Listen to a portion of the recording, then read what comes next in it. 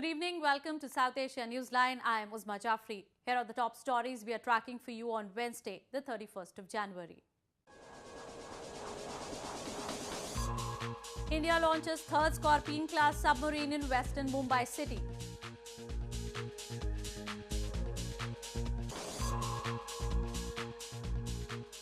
Tremors felt in India, Pakistan after 6.2 magnitude quake jolts Afghanistan. And Hindu devotees across India throng rivers to take holy dip on full moon day.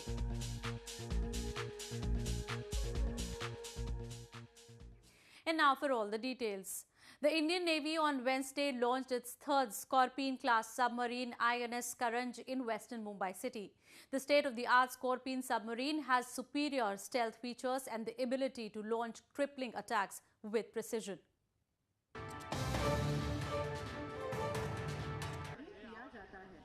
The Indian Navy, marking a generational shift in submarine operations, on Wednesday launched its third Scorpene-class submarine, Karanj, in western Mumbai city. The state-of-the-art Scorpene submarine has superior stealth features and the ability to launch crippling attacks with precision. Advanced acoustic silencing techniques, low radiated noise levels, and hydrodynamically optimized shape are some of the features that make it virtually invincible, unmatched by most submarines. The third of the Scorpene submarines of the Kalveri class. So we are halfway through the program of launching 3 out of 6.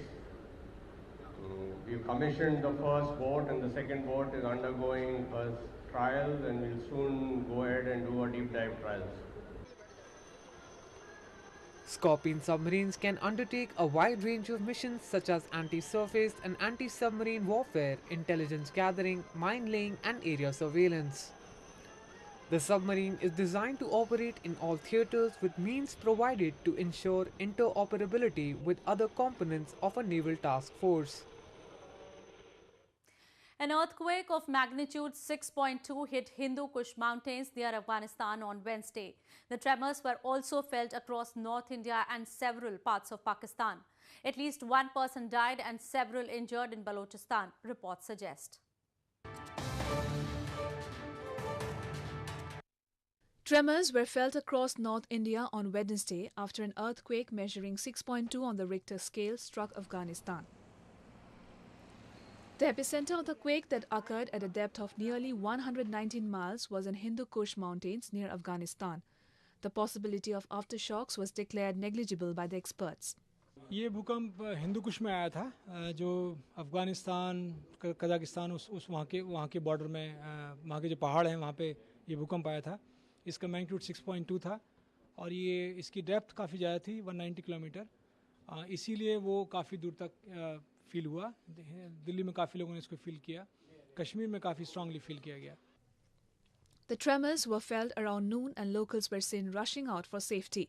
Staff and officers too stepped out after the tremors were felt. However, there were no reports of damage or loss. अभी थोड़ी देर पहले कुर्सी हिलने लग गई थी, तो मैंने कहा क्या हुआ, तो हमने स्टाफ को बुलाया तो कह रहे नहीं कुछ हिल रहा है. तो ऐसा महसूस हुआ तो हम फटाफट बाहर आके खड़े हो. The tremors of the 6.2 magnitude earthquake lasted for a minute, causing no loss but disrupted the daily lives of many. In news from Pakistan, the Lahore High Court on Wednesday issued a notice to Pakistan's ousted Premier Nawaz Sharif and his daughter Maryam Nawaz, demanding their response on a contempt petition. The petitioner, an advocate, has maintained that Sharif and Maryam made anti-judiciary speeches during a recently held rally of their Pakistan Muslim League Nawaz Party in Faisalabad. While hearing the case, the court directed the petitioner to present evidence of contempt in the next hearing. Meanwhile, on Monday, the Islamabad High Court accepted for hearing another contempt of court petition against Sharif and Maryam for making anti-judiciary remarks during a public gathering in Court Momin. Sharif was disqualified as Prime Minister by the Supreme Court in its landmark judgment in the Panama Papers case in July last year. Since then, an accountability court has been hearing 3 corruption references against him and his family for owning assets beyond known sources of income. Moving on. The illegally occupied region of Gilgit-Baltistan is blessed with a scenic beauty and rich traditional culture. Despite all these, very little has been done by the authorities to develop the region or promote tourism. Locals now demand proper tourism policies in the region which can boost their livelihood.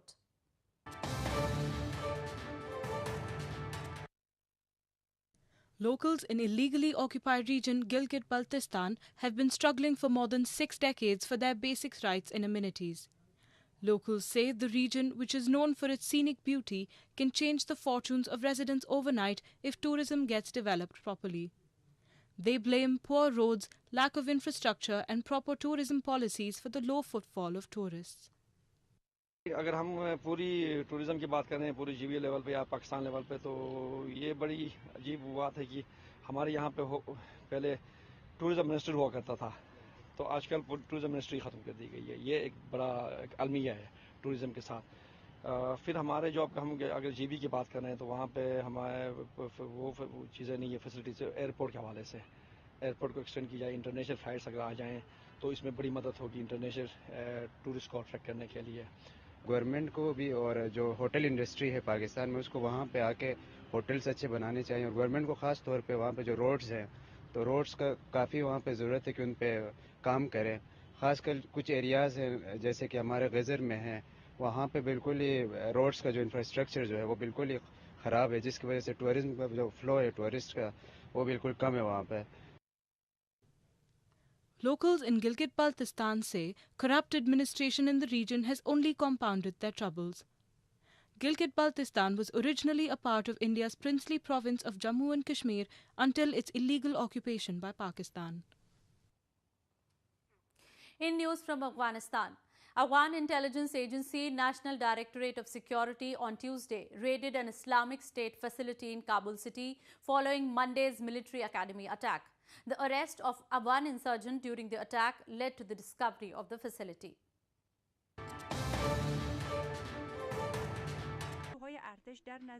Afghanistan's National Directorate of Security or NDS on Tuesday said it raided a Daesh or Islamic State facility in Afghan capital Kabul and seized a large cache of weapons and ammunition. The NDS claimed the house was used to plan Monday's attack on a military academy in the city in which several Afghan security personnel were killed. The arrest of an insurgent during the attack on Monday led to the discovery of the house.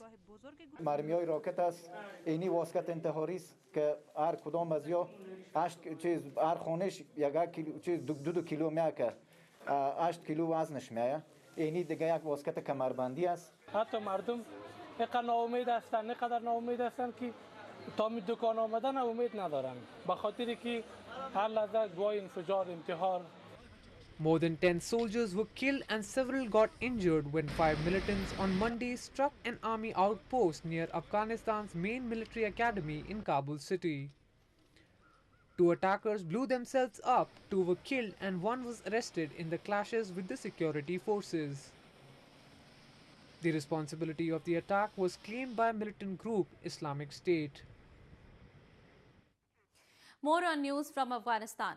A photo exhibition themed on history of Afghan-Turkish friendship was organized in Afghanistan's Herat province on Tuesday. The event displayed at least 100 photographs which also included pictures of former Afghan kings.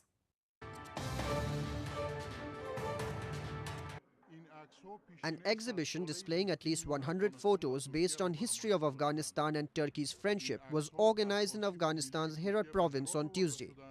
The photos, which date back about 100 years, were brought to Afghanistan from Turkey's National Archive. The exhibition also displayed the photographs of the kings of Afghanistan, influential figures and officials from the two countries. دفتر تیکا یا دفتر کمک‌های کشور ترکیه به مردم افغانستان امروز با برگزاری این نمایشگاه خواسته که یک بار دیگر خاطرات تاریخی افغانستان و ترکیه را تجدید بکنه. Pictures of former kings of Afghanistan and Mahmud Tarzai, known as the father of Afghanistan's journalism, remained the highlight. Visitors expressed they enjoyed the exhibition, which showcased their history with neighboring Turkey, its people and its government. In news from Sri Lanka. Sri Lanka and India should talk out fishing dispute, Sri Lankan High Commissioner to India suggested on Tuesday. The Sri Lankan envoy statement comes as Indian fishermen have slammed Colombo's move to introduce a bill imposing hefty penalty for fishing in its territorial waters.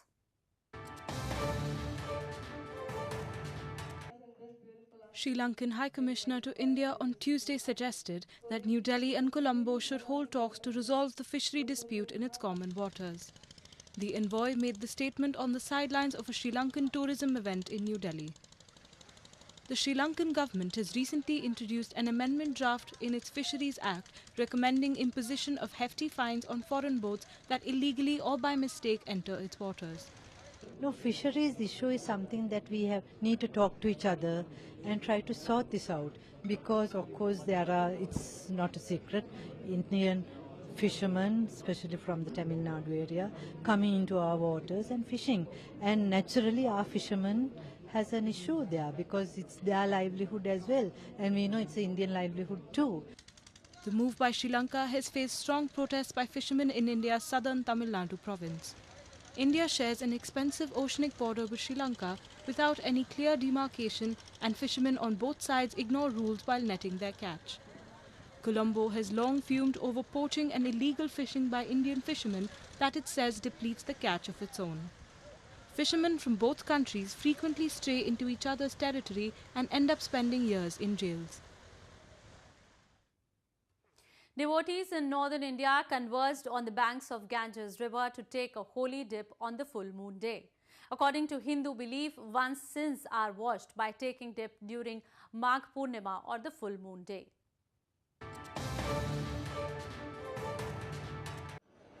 Scores of devotees in India's northern Uttar Pradesh province converged at the banks of holy rivers on Wednesday on the occasion of Magh Purnima or full moon day to wash away their sins. Braving the winter chill, devotees thronged the banks of river Ganges in India's northern Varanasi city to take a holy dip to mark the auspicious festival. The air was filled with prayers and chants during dawn when devotees along with priests offered prayers at the banks of the holy river.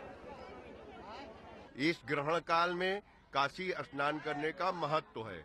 अगर काशी में न हो कहीं और हो तो गंगा जल में छोड़कर उससे स्नान करें और अपने आदि शक्ति देवी देवताओं का पूजन करें, ब्राह्मणों को दान दें, दरिद्र नारायण को भोजन करावें। ऐसा करने से जन्मों जन्मों का पाप छूट जाता है। Magh Purnima or full moon marks the end of a month-long period of austerity followed by scores of devotees. It is considered to be a very auspicious time as devotees not only from the province but from across the country take the holy dip. माघ महीने के इस दिन स्नान करने से बहुत लाभ मिलता है। पूरे माघ महीने में जितना फल मिलता है इतना आज के दिन में फल मिलता है। With the break of dawn, devotees gathered for their morning dip on the banks of the holy river. Priests performed rituals and sound of the conch shell added to the holy ambience. The full moon day coincides with the blue moon total eclipse this year, which will appear for the first time in 150 years. Well, that's the way it was in South Asia this evening. Before we conclude, the top stories once again. India launches third Scorpene-class submarine in western Mumbai city.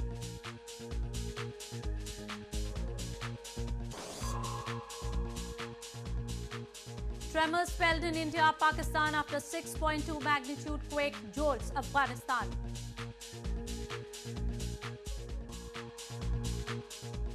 And Hindu devotees across India thronged rivers to take holy dip on full moon day.